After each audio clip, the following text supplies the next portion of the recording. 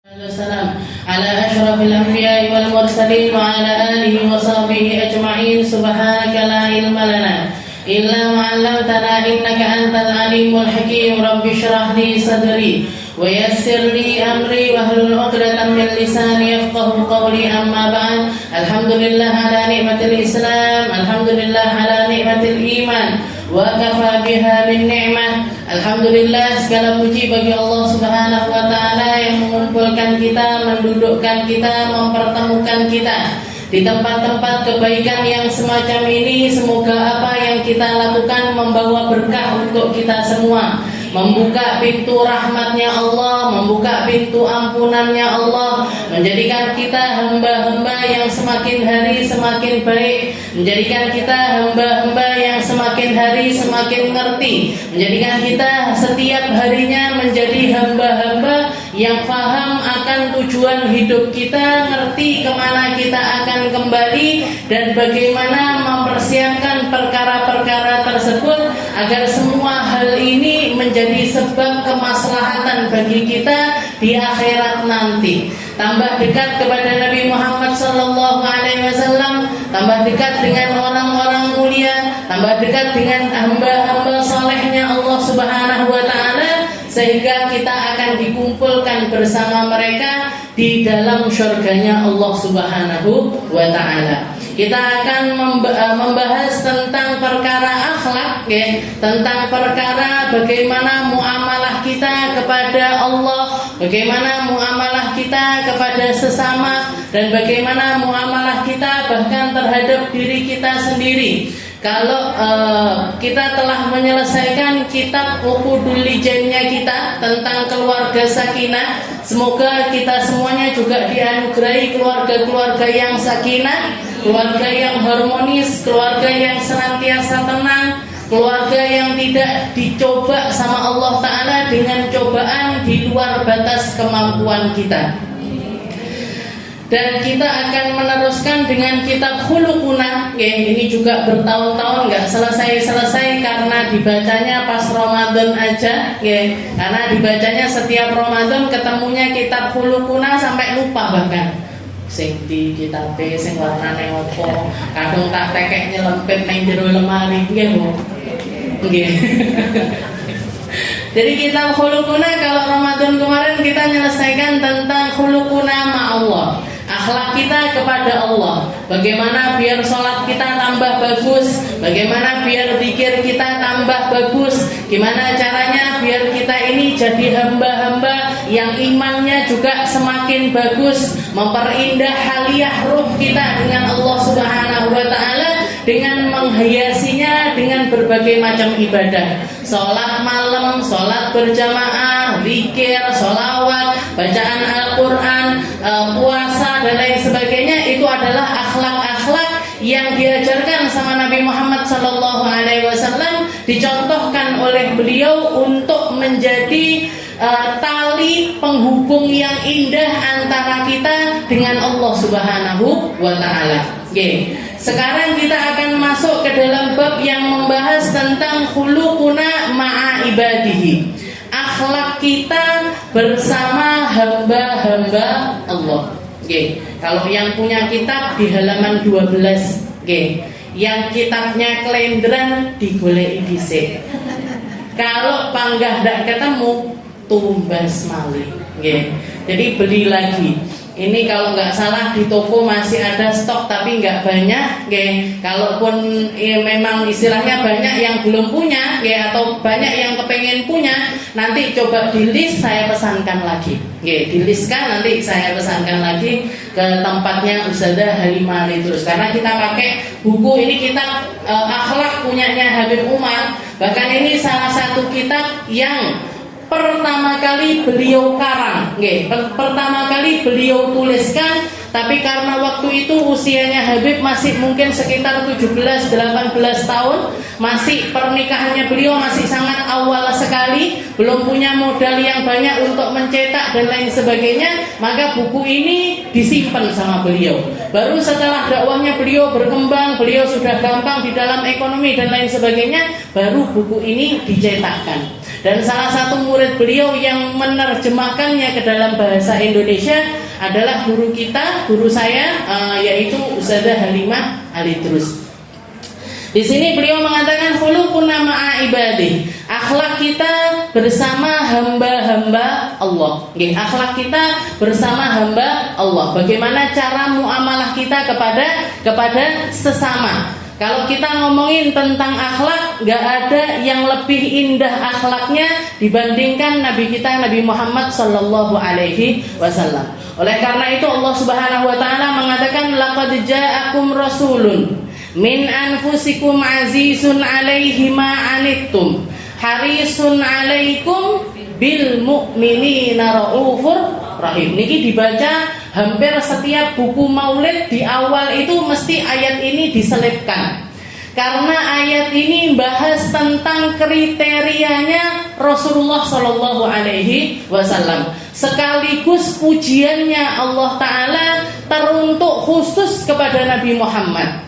Allah Ta'ala mengatakan laqad ja'akum rasulun min anfusikum. Katanya Allah Ta'ala mengatakan telah aku datangkan kepada kalian ini seorang rasul, seorang utusan min anfusikum, dari jenis kalian sendiri, yang sama kayak kalian, sesama makhluknya Allah Ta'ala, yaitu manusia. Punya kebutuhannya manusia, punya keinginannya manusia, punya kehidupan sama persis seperti manusia pada umumnya. Butuh makan, butuh minum, butuh tidur, ya menikah, ya punya anak, ya punya istri, ya bekerja, ya ke pasar dan lain sebagainya. Laqad ja'akum rasulun min anfusikum. Termasuk nikmat terbesarnya Allah Ta'ala. Di dalam ayat yang lain Allah Ta'ala mengatakan laqad manallahu 'alal mu'minina id ba'atsa fihim rasulan min anfusihim. Sama. Bahkan Allah Ta'ala menggunakan kalimat la. La-nya di sini la taukid. Qad juga adalah harfut taukid. Setelah itu Allah Ta'ala menggunakan kata-kata manna yang bersifat madhi, yang bersifat lalu. Maksudnya apa? Sungguh anugerah terbesar yang Allah Ta'ala berikan kepada kalian adalah ketika Allah Ta'ala menganugerahkan kepada kalian ini Nabi Muhammad Sallallahu Alaihi Wasallam. Dan bukan cuma sekedar nabi, bukan sekedar utusan, tapi utusan, seorang rasul, seorang nabi yang datang dari golongannya kalian, sehingga kalian bisa mencontoh setiap aspek kehidupannya nabi.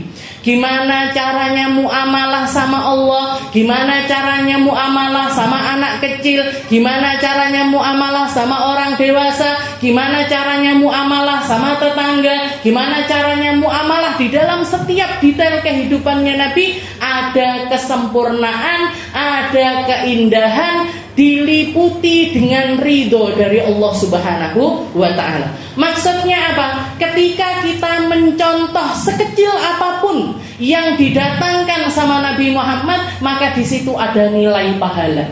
Jenengan potong kuku, mau potong kuku ngawur silahkan.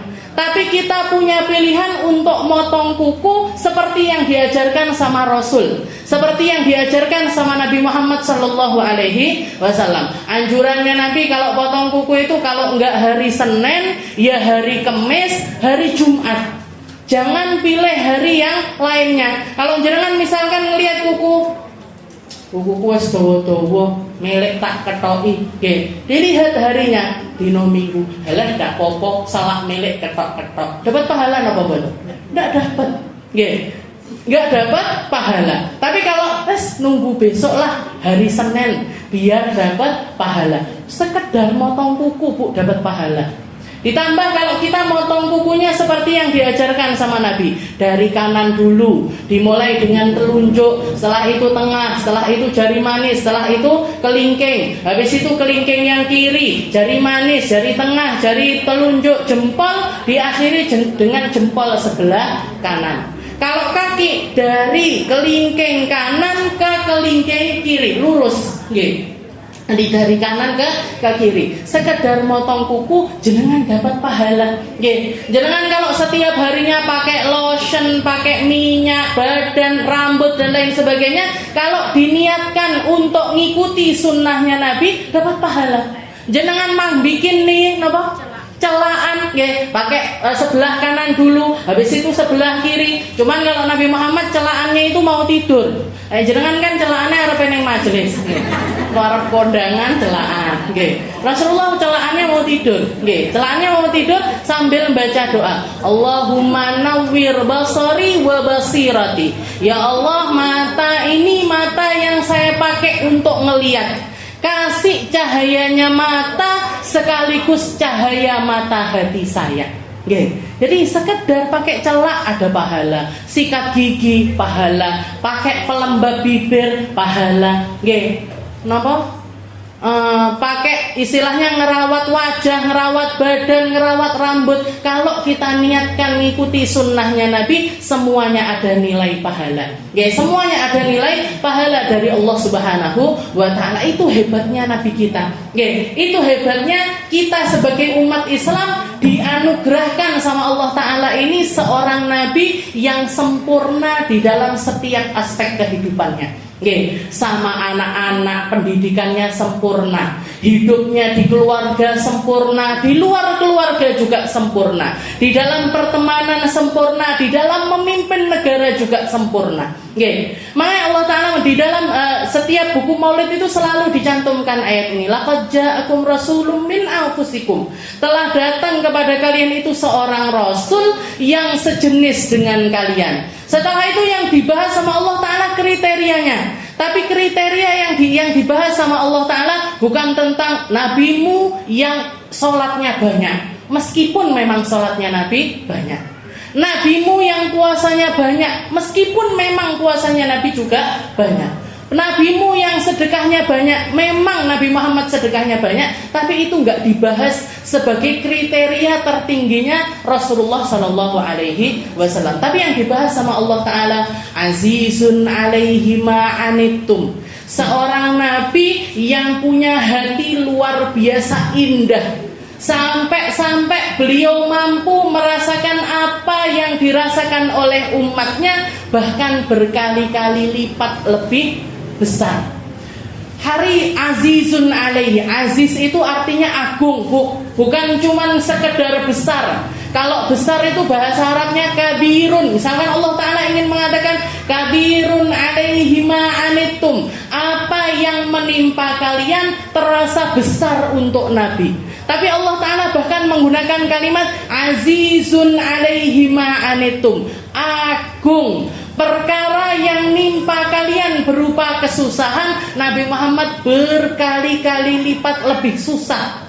Kalau kita mikirkan untuk menyelamatkan diri kita dari api neraka, Nabi Muhammad jauh lebih ingin kita selamat, bahkan lebih dari diri kita sendiri.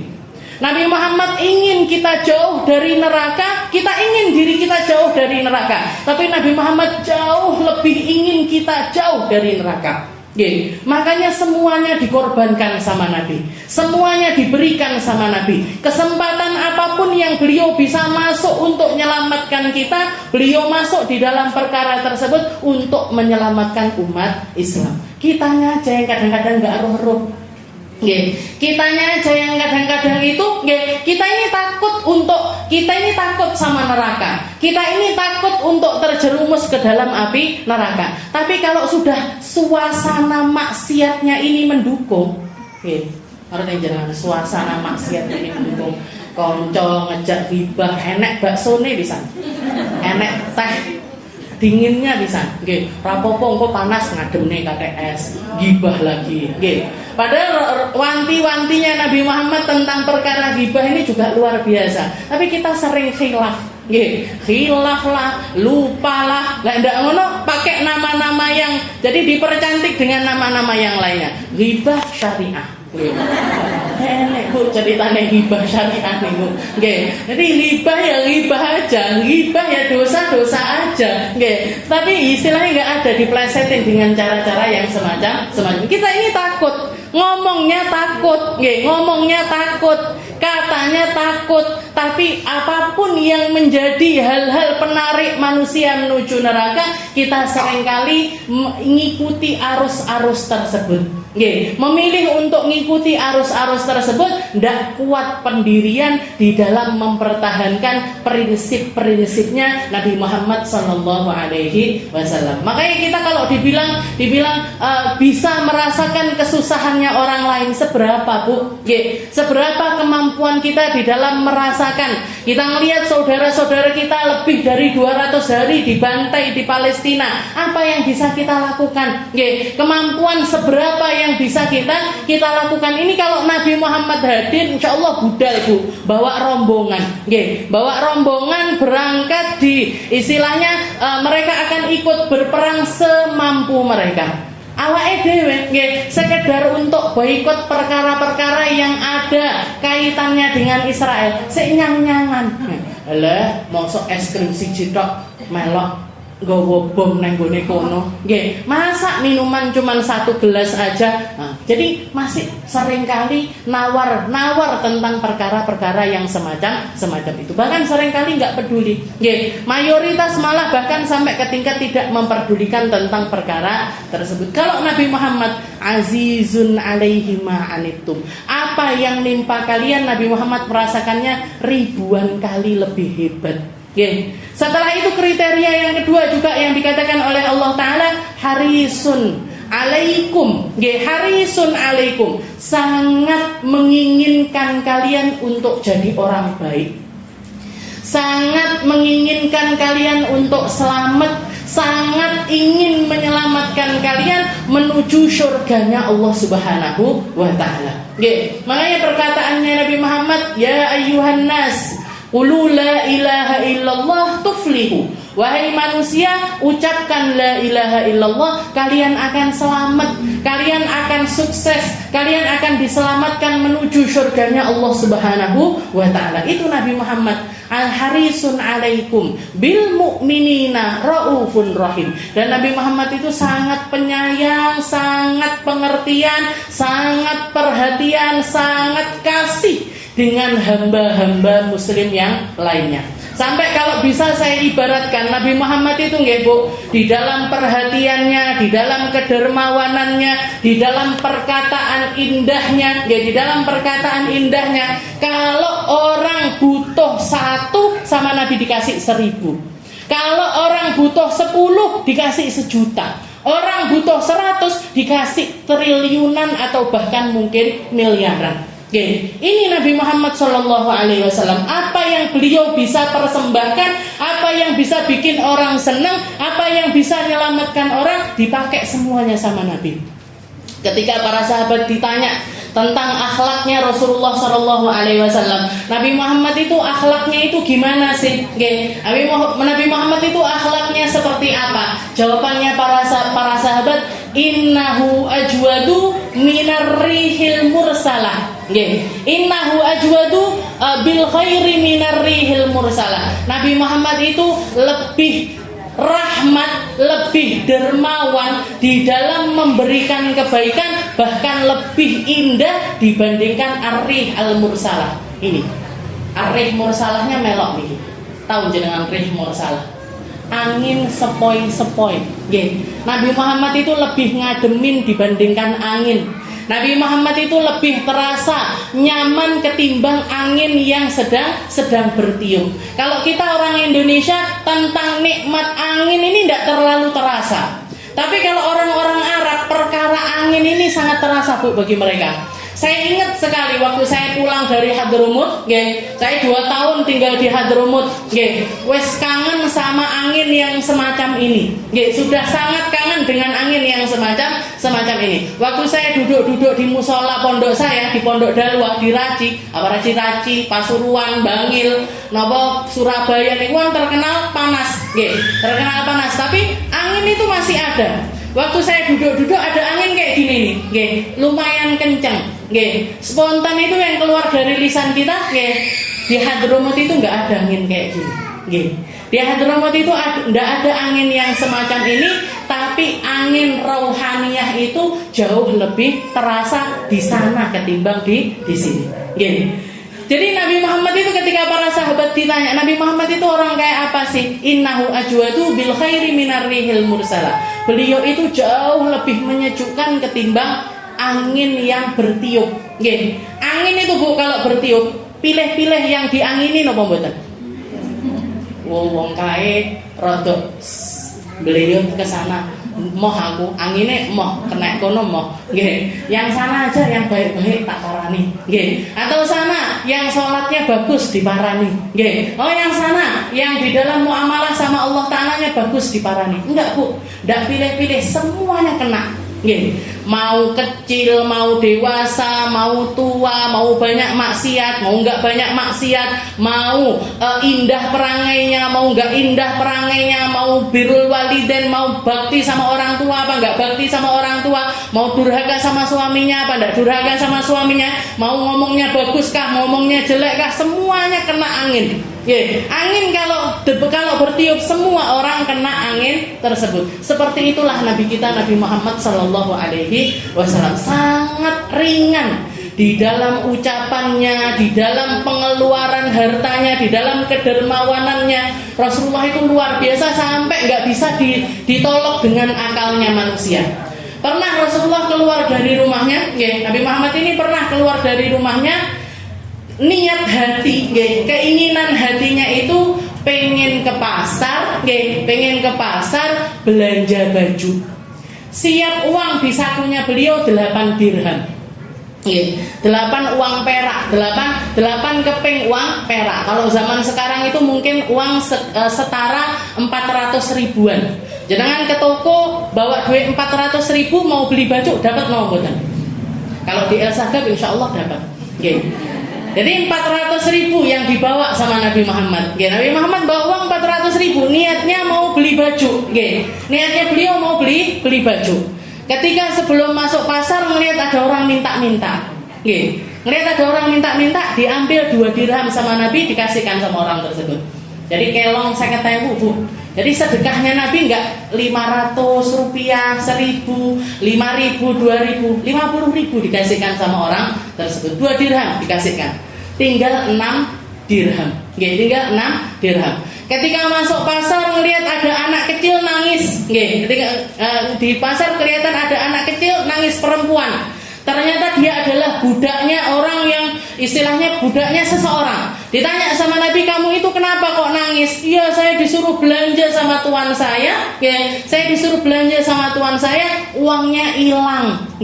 Uangnya hilang. Ditanya sama Nabi, uangnya berapa memangnya? Uangnya 3 dirham. Dikasih sama Nabi 3 dirham. Dikasih sama Nabi 3 dirham. Wes gak usah nangis, ini pakai belanja.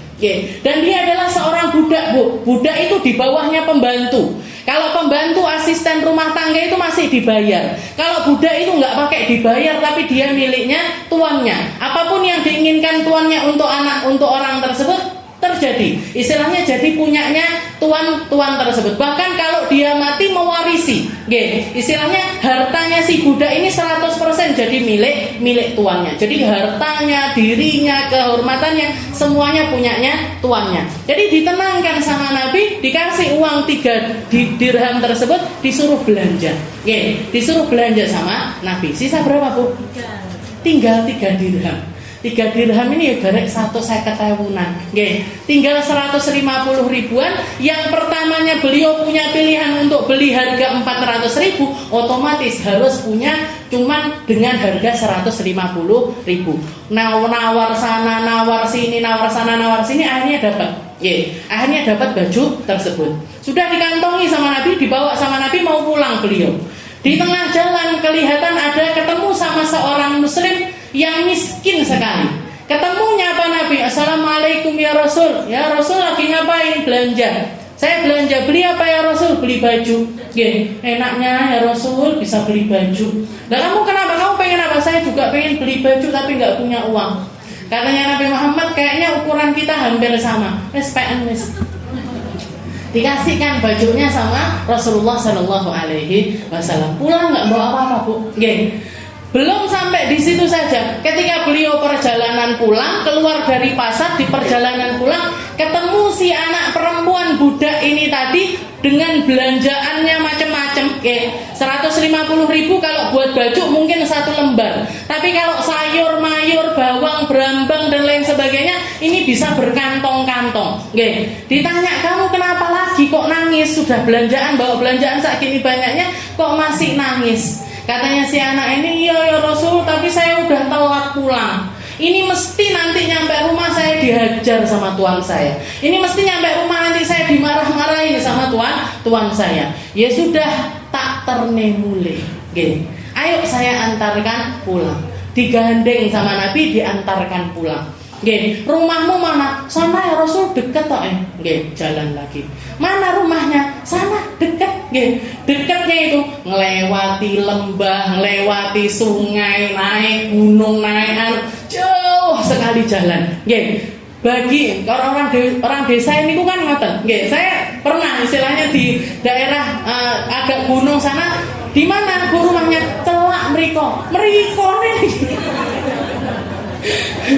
Ini juga anak kecil itu gitu, dekat ke Rasul sana, jalan lagi, sampai capek jalan lagi, sampai capek, sampai dikatakan di satu tempat yang padang Sahara nggak ada rumah selain rumahnya si anak ini tadi. Selain rumah dari tuan anak kecil tersebut. Itu ya Rasul, rumahnya sudah kelihatan itu kelihatan kecil sekali. Dan kelihatan itu kelihatan kecilnya sudah sama Rasul tetap diantar sampai ke rumah orang tersebut. Dikatakan keluarga dari majikannya si budak ini tadi, mereka lagi duduk-duduk di rooftop, di atap rumahnya mereka itu lagi duduk-duduk ngelihat ke jalan. Dilihat dari jauh, loh itu siapa? Orang desa gitu kan jarang kedatangan tamu, jarang kedatangan tamu. Ditambah diperhatikan, ternyata yang datang adalah Rasulullah Sallallahu Alaihi Wasallam.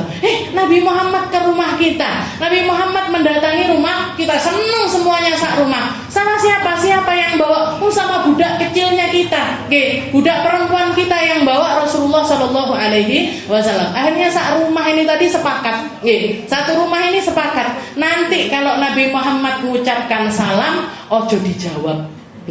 Nanti kalau Nabi Muhammad salam jangan dijawab sampai beliau mengucapkannya 3 kali. Karena Nabi Muhammad ini terkenal kalau beliau datang ke rumahnya orang mengucap salam 3 kali, nggak dibukain pulang. Maka biar maksimal doanya Nabi, salam niku kan doa. Kita aja yang nggak ngerasa salam, assalamualaikum. Padahal assalamualaikum itu kan salam untukmu, salam sejahtera untukmu, rahmatnya Allah Taala untukmu, ampunannya Allah Taala untukmu. Assalamualaikum warahmatullahi wabarakatuh, berkahnya Allah Taala untuk kalian. Jadi biar maksimal, biar memenuhi rumah kita doanya Nabi. Nanti Nabi Muhammad kalau salam jangan dijawab. Tapi mereka sudah ngumpul di belakang pintu semuanya. Tadi ndelik ning gone mburi lawang. Benar, Nabi Muhammad ketok pintu, setelah itu mengatakan assalamualaikum ahla hadhihi dar. Wahai salam sejahtera untuk kalian pemilik rumah ini. Menang kabeh. 2 kali assalamualaikum warahmatullahi wabarakatuh, masih diam. Yang ketiga assalamualaikum warahmatullahi wabarakatuh, sak rumah jawab bareng-bareng waalaikumsalam. Katanya Nabi gimana koyo rene wong kok ujuk-ujuk banter suarane, kok tahu-tahu suaranya itu banter serentak. Kenapa kalian kok seperti itu? Ya Rasul, kita nunggu doanya jenengan sampai terulang 3 kali agar memenuhi berkah rumah kita, keselamatan untuk kita, dan juga ampunannya Allah Ta'ala meliputi rumah kita. Kenapa ya Rasul, jenengan kok sampai jauh-jauh dari Madinah sampai ke sini? Iya, ini saya nganterin anak kecil ini, saya nganterin budak kalian ini. Dia tadi ke pasar, diceritakan sama Nabi, tadi di pasar uangnya hilang, tak kasih uang, dia belanja, setelah belanja masih nangis lagi, katanya takut diajar kalau nyampe rumah. Maka kata tuan dari si budak ini tadi mengatakan, ya Rasul, karena dia yang sudah membawa engkau sampai ke rumah kami, sampai menginjakkan kaki di rumah kami, saya merdekakan dia sekarang juga. Saya merdekakan dia sekarang juga. Perkara beli baju cerita itu banget. Jadi perkara mau belanja baju ini Rasulullah pulang nggak bawa apa-apa. apa Nabi? Pulang nggak bawa apa? Nggak bawa apa-apa. Baju yang diinginkan nggak dapat, celana yang diinginkan nggak dapat, uangnya habis semuanya. Tapi beliau masuk di dalam kriteria yang dipuji sama Allah Ta'ala. Harisun alaikum bil mu'minina raufun rahim. Nabimu itu nabi yang rahmat, nabimu itu nabi yang lembut, nabimu itu nabi yang sangat penyayang dan pengasih kepada semua orang iman. Kok sama orang iman, sama yang nggak beriman aja Nabi Muhammad itu jadi pembelanya mereka.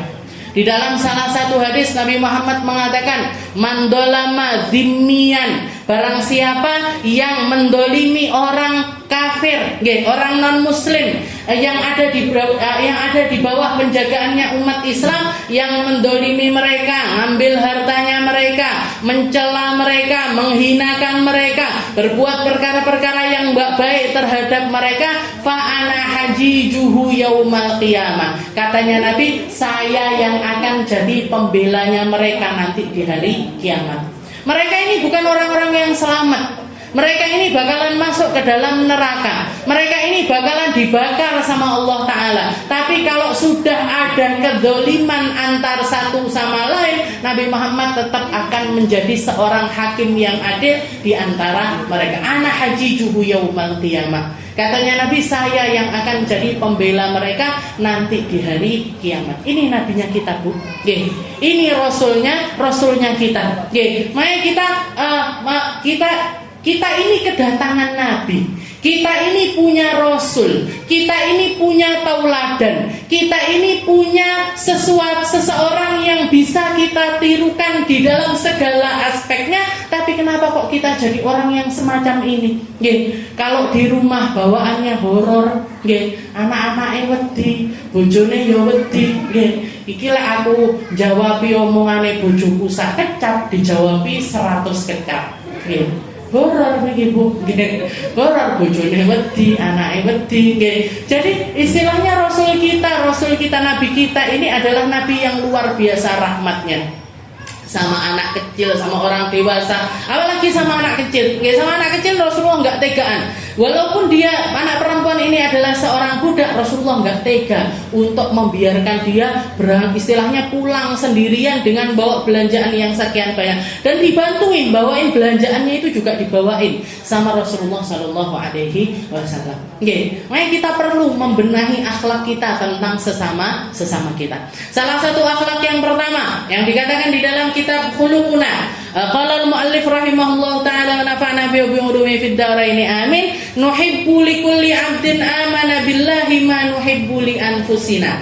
Katanya beliau di dalam kitab ini, akhlak pertama yang harusnya ada di dalam hati kita adalah nuhibbu likulli 'abdin amana billah. Kita mencintai semua orang yang beriman kepada Allah Ta'ala seperti cinta kita kepada diri kita sendiri.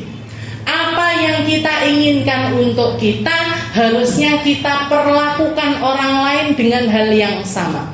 Kalau kita nggak pengen disakitin, jangan nyakitin orang.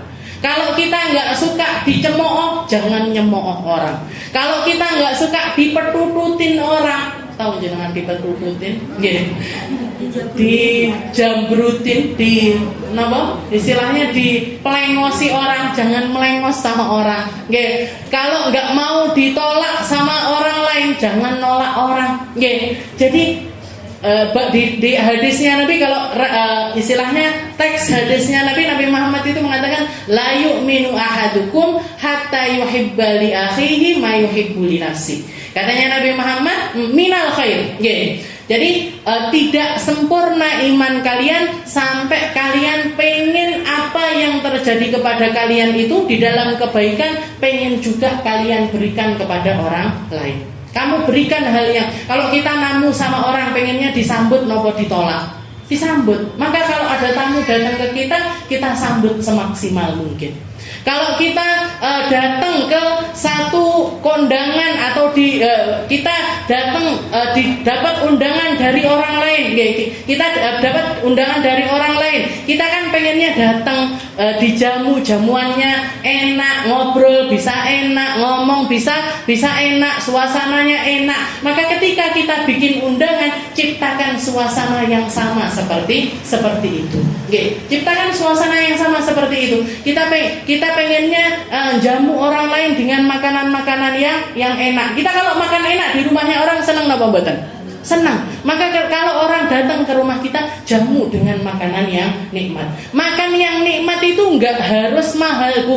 Enggak harus jenengan orang datang saya tak pesan stik wagyu harga 150.000. Enggak harus, atau sate gulai enggak harus, Abah saya itu belajar jamu tamu. Caranya jamu tamu biar enggak berat, biar juga kita itu ngeluarin harta itu juga enggak terasa istilahnya mikir seperti itu.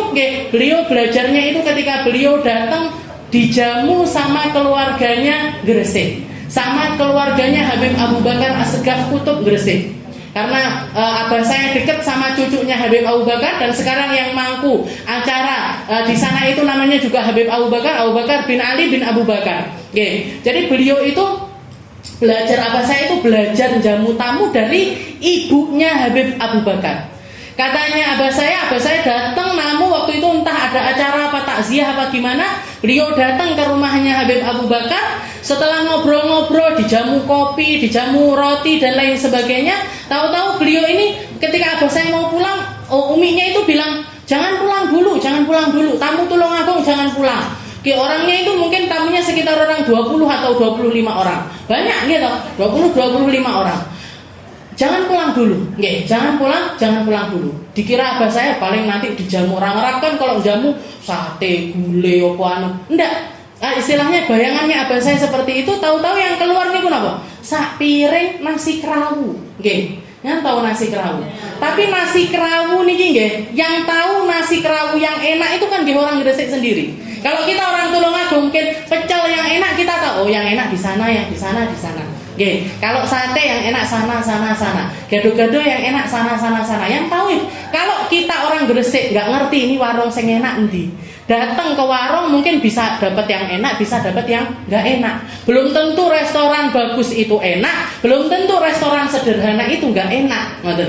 Jadi disodori piring isinya nasi kerawu sama air putih, sama air putih satu gelas.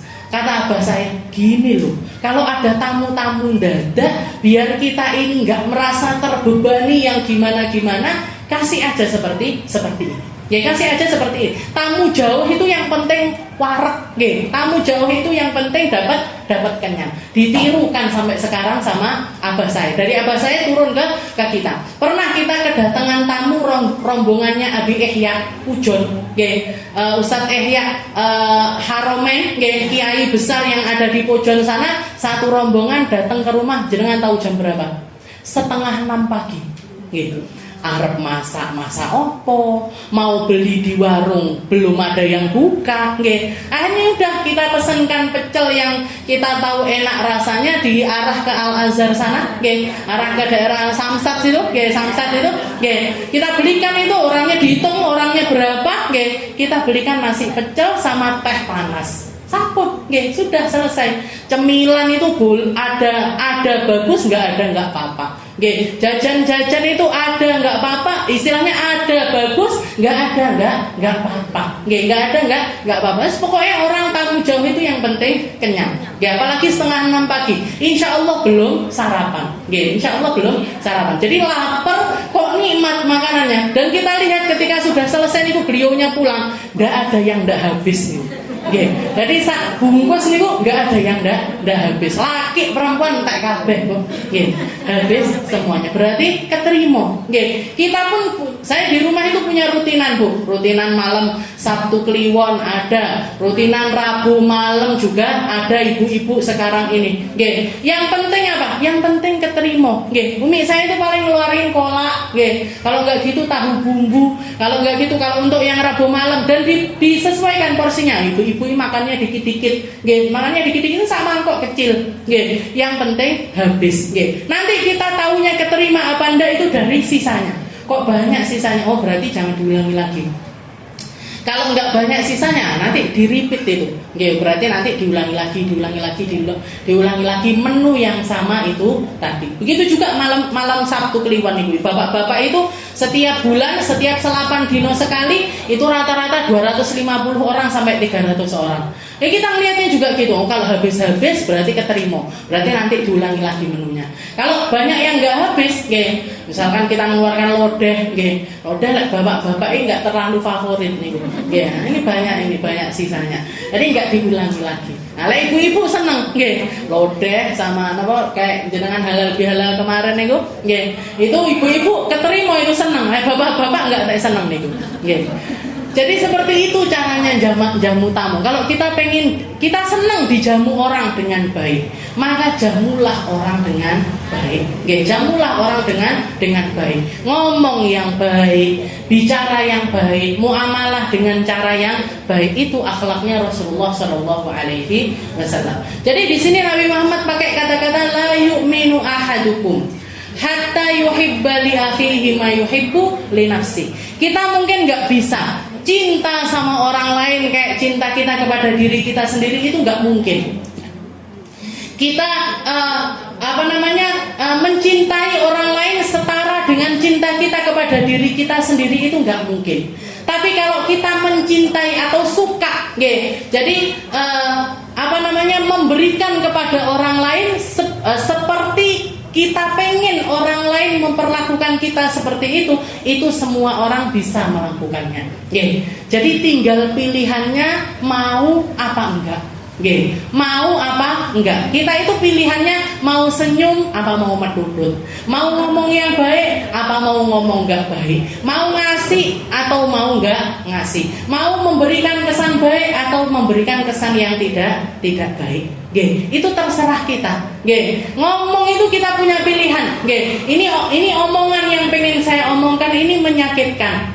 Saya punya pilihan untuk mengeluarkannya atau menahannya. Saya punya pilihan untuk membicarakannya atau tidak membicarakannya. Itu pilihannya ada di dalam diri kita sendiri. La yu'minu ahadukum. Nabi Muhammad itu senang sekali menggembirakan orang lain. Makanya sampai dikatakan sama para ulama, Nabi Muhammad itu kalau kita butuhnya 1, Nabi ngasihnya 10. Kita butuhnya 10, Nabi ngasihnya 1000.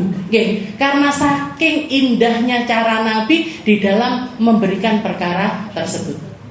Ketika datang Sayyidina Ja'far, Sayyidina Ja'far bin Abi Thalib niku kakaknya Sayyidina Ali, berpisah puluhan tahun, sekitar 13 tahun lebih berpisah sama Rasulullah SAW.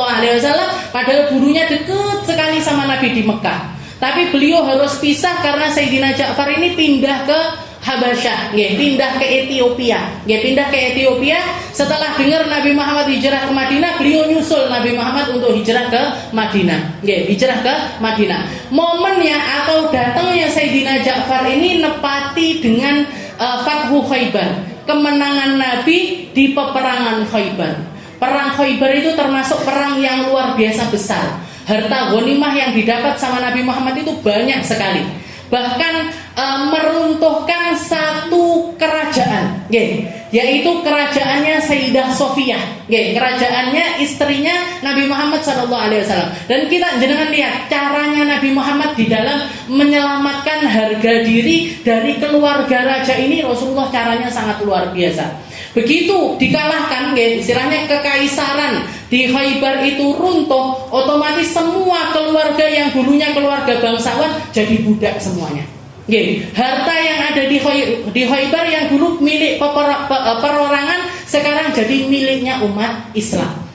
Sudah dibagikan sama Nabi. Ini yang berjasa di daerah sini, kamu dapat harta sekian, dapat budak sekian, dapat tunggangan sekian. Kamu yang buka di daerah ini, kamu dapat harta sekian, tanah sekian, ribuan hektar, istilahnya. Bahkan Nabi Muhammad di Khaybar itu sampai dapat tanah ribuan hektar, yang akhirnya ditanami kurma sama Rasulullah Shallallahu Alaihi Wasallam. Jadi harta sak Khaybar itu ditaklukkan sama umat Islam, termasuk keluarga kerajaannya, diruntuhkan semuanya dan dibagikan. Nah, caranya Nabi Muhammad untuk menyelesaikan biar harga diri kerajaan ini tetap mulia, Rasulullah milih di antara sekian banyak perempuan yang jadi keluarga inti dari kekaisaran tersebut diperistri oleh Rasulullah Shallallahu Alaihi Wasallam, yaitu Sayyidah Sofia. Sayyidah Sofia itu dulunya orang Yahudi, dulunya orang Yahudi, diperistri sama Nabi. Sebelumnya sudah masuk ke dalam agama Islam. Dia masuk Islam, diperistri sama Nabi. Yang akhirnya apa? Dampak dari pernikahannya Nabi Muhammad tersebut, semua orang yang dapat jatah budak masih kerabat sama Sayyidah Sofia memerdekakan budak-budak tersebut itu secara sukarela. Iki budakku misanane Sayyidah Sofia. Sayyidah Sofia ini loh sekarang istrinya Nabi. Berarti aku punya budak misanane bojone Rasulullah dimerdekakan. Saya punya budak ponaannya Sayyidah Sofia. Sayyidah Sofia ini istrinya Nabi sekarang dimerdekakan. Ponaannya, pamannya, ini semuanya dimerdekakan sama umat Islam secara sukarela. Sampai Sayyidah Sofia itu dapat julukan Abrokun Nisa fi Khaybar. Perempuan paling bawa berkah di Khaybar itu ya Sayyidah Sofia. Karena saking dampaknya itu luar biasa. Itu caranya Nabi Muhammad Shallallahu Alaihi Wasallam. Jadi perang yang luar biasa. Ketika datang Sayyidina Ja'far bin Abi Thalib, Nabi Muhammad ngelihat Sayyidina Ja'far itu datang itu lagi OT-OT, Bu. Tahu OT-OT? Jadi badannya bagian atas ini bajunya belum dipakai. Beliau langsung berdiri datengin Sayyidina Ja'far. Setelah itu mengatakan saya tidak ngerti ma'arif bi ayyihima afrah, dengan apa saya ini lebih gembira, bi fathil Khaybar au am bi qudumi Ja'far, tentang datangnya Sayyidina Ja'far atau tentang pembebasan negeri Khaybar. Jadi datangnya satu orang itu disetarakan dengan penaklukan satu negeri. Dengan penaklukan satu negeri. Saking gembiranya Sayyidina Ja'far dengar kata-katanya Nabi Muhammad, joget di depannya Nabi Sayyidina Ja'far itu. Saking gembiranya ngelihat Rasulullah, saya nggak ngerti nih istilahnya kabar datangnya kamu ini jauh lebih saya sukai ketimbang takluknya negeri Khaybar. Langsung joget di depannya Rasulullah Shallallahu Alaihi Wasallam. Jadi seperti itu akhlaknya Nabi, nyenenginnya Nabi. Omongan untuk menyenangkan orang itu kalau kita butuhnya cuma satu level, Nabi Muhammad ngasihnya 10 level. Jadi ngasihnya itu di atas prediksinya orang bisa memberikan. Apa yang bisa diberikan oleh orang lain. Ini kita harus selalu belajar. La yu'minu ahadukum nuhibbu likulli 'abdin amana billah ma nuhibbu li anfusina. Kita pengen dikasih seperti apa, kita ngasihnya kepada orang lain seperti apa. Cara kita muamalah dengan orang lain bagaimana, kita memberikannya juga seperti apa. Kalau kita diutangi orang, kelingan terus napa mboten? Orang kalau sudah judulnya utang, itu masih yo mek 50.000 eling terus, Bu. Ketemu wong duwe utang 50.000 karo aku kok ora ero. Kelihatan orangnya belanja di pasar beli baju harga 200.000, lo duwe utang aku 50.000 kok enggak dibayar-bayar. Jadi orang kalau sudah judul muamalahnya itu utang, mau seberapapun kecilnya nominal, eleng Bu. Maka jenengan kalau punya otak utang sama orang lain, sing eleng. Jangan jadi orang yang enggak ero.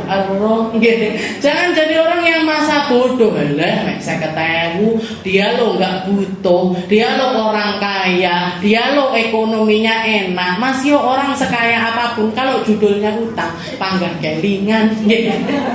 Jadi tetap keinget seperti itu. Kita maunya muamalah sama orang seperti apa? Kita kiaskan dulu sama diri kita. Kayak kita naruh kaca di depan kita. Jadi kan ibu-ibu ini, perempuan itu Bu, bahasa Arabnya mar'ah. Mar'ah itu artinya perempuan. Cermin itu bahasa Arabnya mir'ah.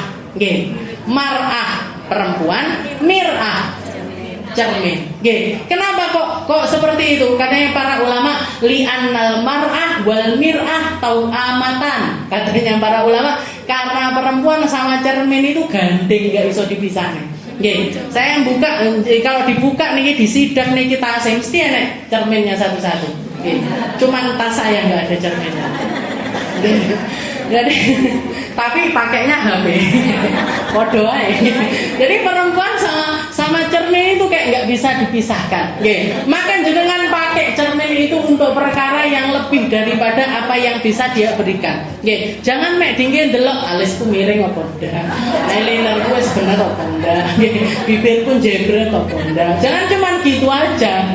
Tapi jenengan ngaca. Saya kalau senyum gini orang senang apa enggak ya? Oh senang. Saya lo suka disenyumin orang. Berarti saya harus senyum juga. Saya ngomong kayak gini bagus apa enggak ya? Kelihatannya, didengarnya bagus apa enggak? Dan saya senang enggak orang lain kalau ngomong seperti itu kepada saya. Kalau orang lain senang, omongkan. Kalau orang lain enggak senang, jangan diomongkan. Jadi pakai cermin itu untuk perkara yang jauh lebih dari manfaatnya, yaitu nyerminkan diri kita. Bercermin tentang diri kita sendiri. Bercermin tentang diri kita sendiri, apa yang kita inginkan, apa yang kita harapkan, apa yang bisa kita berikan dari kebaikan diri kita, berikan hal itu kepada orang lain. Gak usah mikirkan balasannya orang bagaimana. Gak usah mikirkan dia medudut ya aku ya medudut. Dia ngomongnya gitu ya saya ngomongnya gitu juga. Gak usah pedulikan hal seperti itu, Bu. Kalaupun yang kita senyumin gak balik senyum kepada kita, Allah Ta'ala akan hadirkan orang lain untuk senyum kepada kita. Jenengan ditolak pertemanan karena jenengan ngaji, mungkin sekarang dibilang orang alim, solihah, dan atau bahkan dipanggilnya ustadzah, ustadzah budal ngaji, ustadzah, misalkan seperti itu. Jenengan aminkan aja, amin. Kalaupun akhirnya jenengan harus keluar dari circle pertemanan ini, Allah Ta'ala akan gantikan teman-teman yang lain yang akan bawa kebaikan, istilahnya yang akan menjadi teman yang lebih baik daripada teman yang lalu. Dan itu hukum alam, itu sunnatullah. Nabi Muhammad ditolak di Mekah, Allah Ta'ala menyediakan Madinah untuk beliau. Nabi Muhammad terusir dari rumahnya.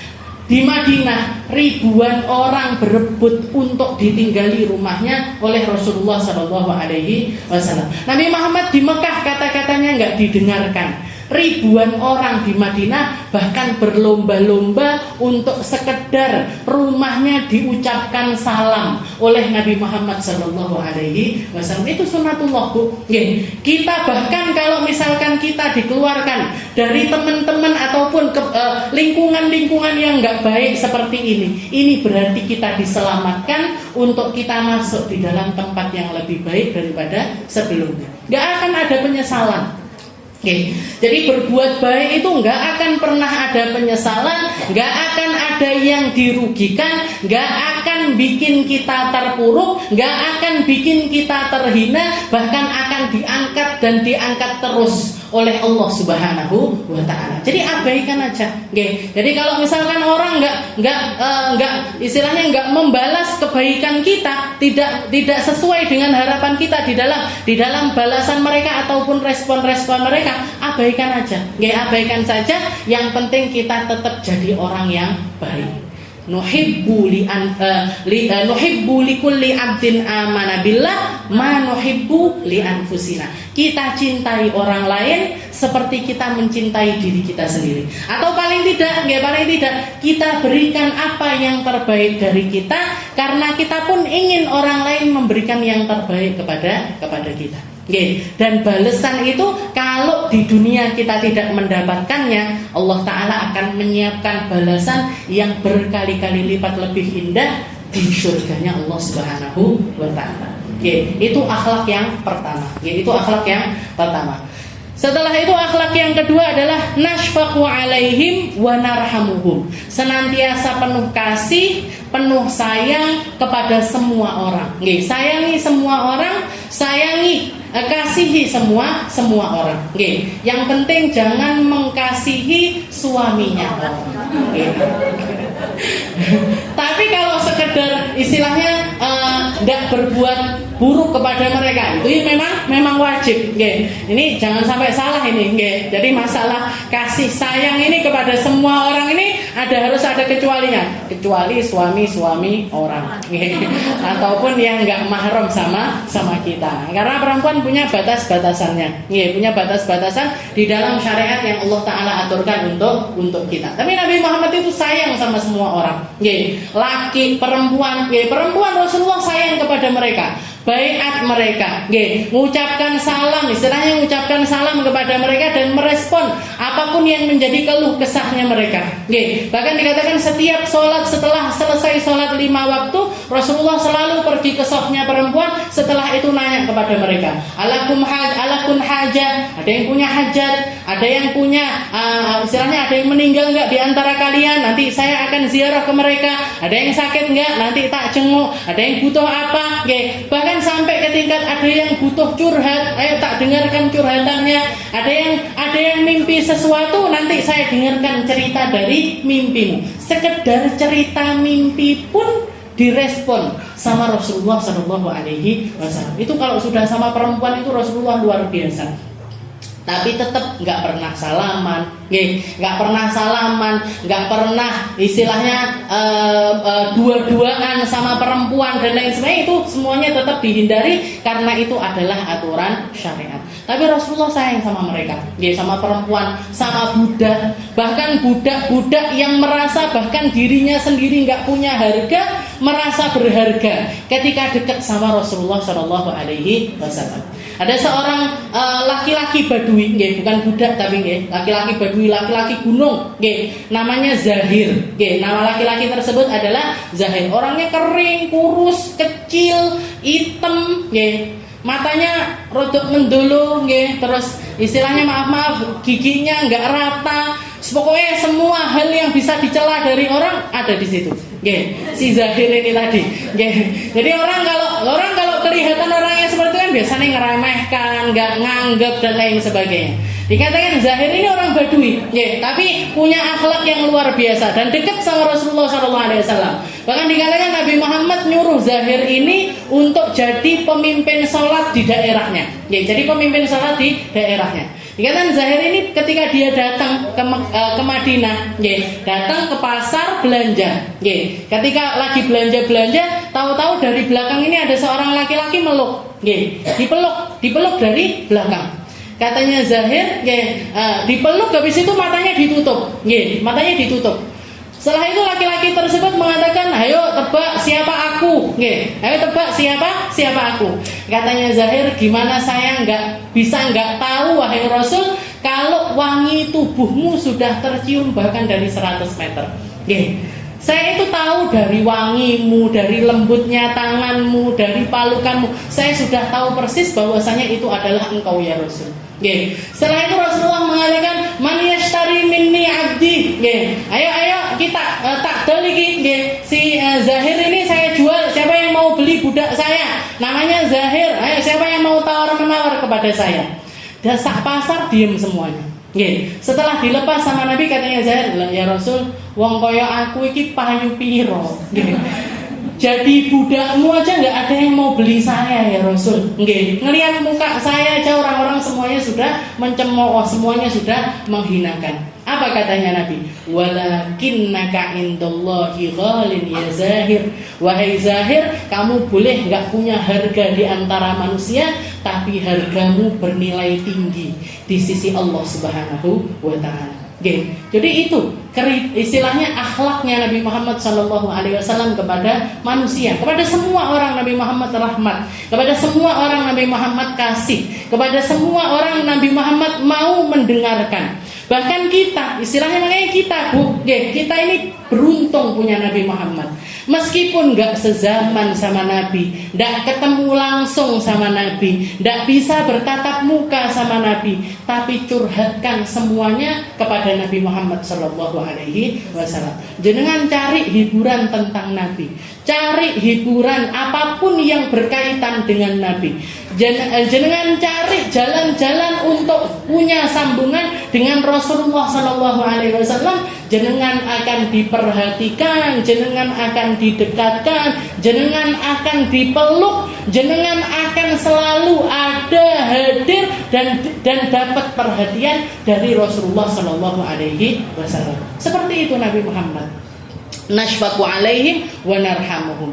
Yang ketiga, nuwaqqirul kabir wa nar'afu bis-shaghir. Wallahu a'lam bis-shawab. Insyaallah kita lanjutkan di pertemuan kita yang selanjutnya.